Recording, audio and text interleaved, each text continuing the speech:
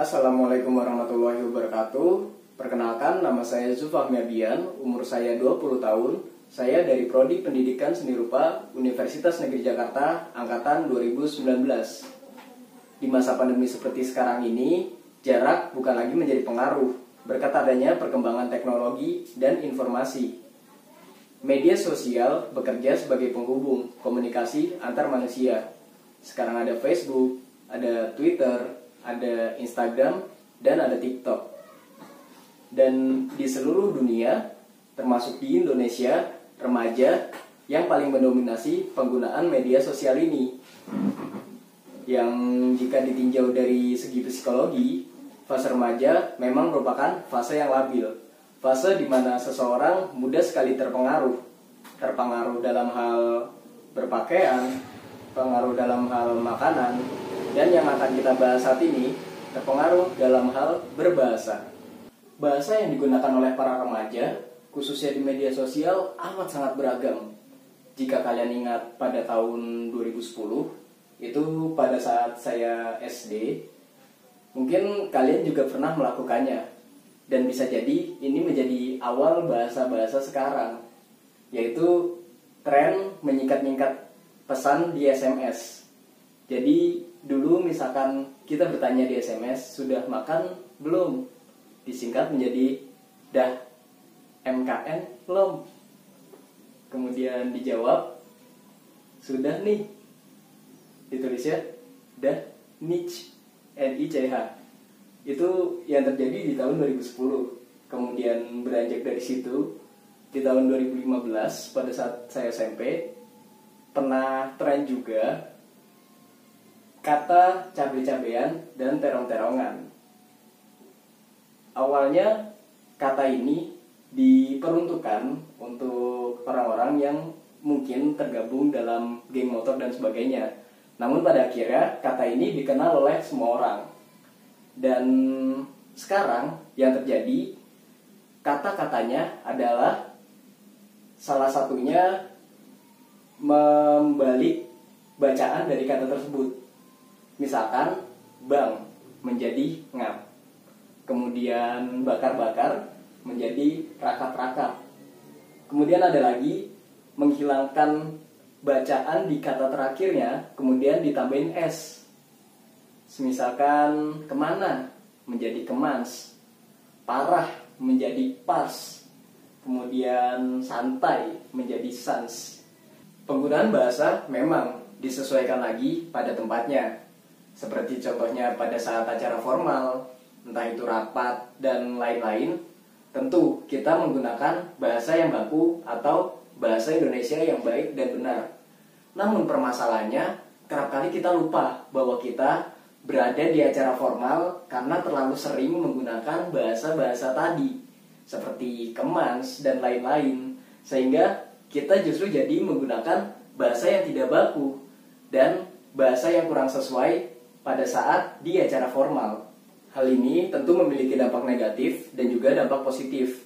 Dampak positifnya mungkin kita menjadi lebih mudah dalam bergaul, karena teman-teman kita pun seperti itu, tidak menggunakan bahasa yang baku ataupun yang formal. Namun dampak negatifnya apa? Dampak negatif ya, pertama, dari sisi kebudayaan, kita bisa jadi kehilangan orisinalitas dari bahasa kita. Kita yang terbiasa menggunakan bahasa gaul sehingga lupa dengan bahasa-bahasa yang seharusnya. Seperti contoh, di sini siapa yang tahu apa itu penyintas? Di sini siapa yang tahu apa itu salin dia? Dan di sini ini mungkin banyak yang seharusnya tahu, namun keterlaluan apabila ada yang tidak tahu. Di sini siapa yang tahu apa itu gawai? Terbukti dari eksperimen tersebut, banyak yang tidak mengetahui padanan-padanan kata yang dimiliki oleh bahasa kita. Dikhawatirkan karena hal ini, anak cucu kita tidak mengetahui bahasa-bahasa tersebut. Contohnya saja, di kita sudah banyak yang tidak mengetahui bahasa-bahasa tersebut. Yang kedua, dampak negatif dari sisi pendidikan. Contoh nyatanya pada saat ujian nasional. eksperimen tadi menjadi alasan yang amat sangat mungkin mengapa ujian nasional matematika dan juga bahasa Inggris biasanya lebih tinggi didapat oleh para siswa dibanding ujian bahasa Indonesia. Jika kita kembalikan kepada pemerintah, apa yang dapat mereka lakukan terkait permasalahan ini? Salah satu yang mungkin cukup efektif adalah pendekatan melalui media sosial. Media sosial digunakan karena permasalahan ini terjadi mayoritas di kaum remaja dan terjadinya di media sosial itu sendiri. Pemerintah bisa membuat konten-konten yang menarik.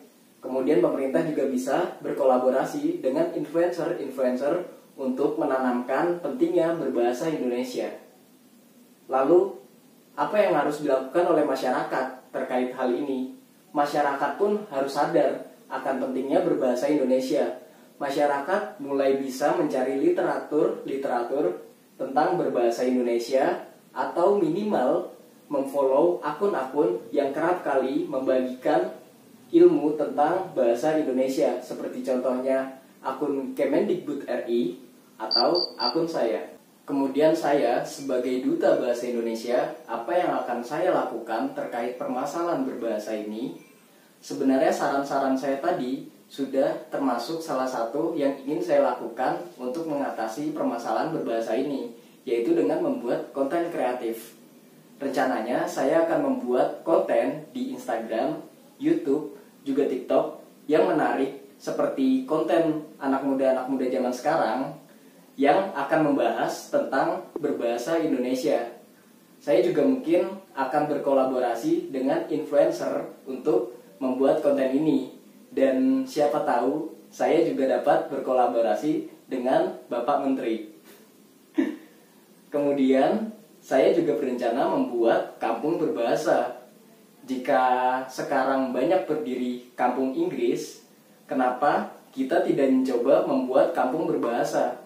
Di dalamnya kita dapat mempelajari banyak hal, seperti mempelajari bagaimana berbicara, berani berbicara, menggunakan bahasa Indonesia yang baik dan benar.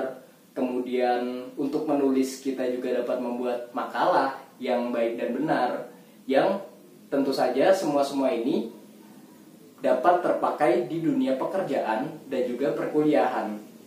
Selain itu, di kampung berbahasa ini kita juga dapat menjalin pertemanan baru. Mungkin itu saja dari saya. Terima kasih. Wassalamualaikum warahmatullahi wabarakatuh. Bahasa Indonesia tetap keren.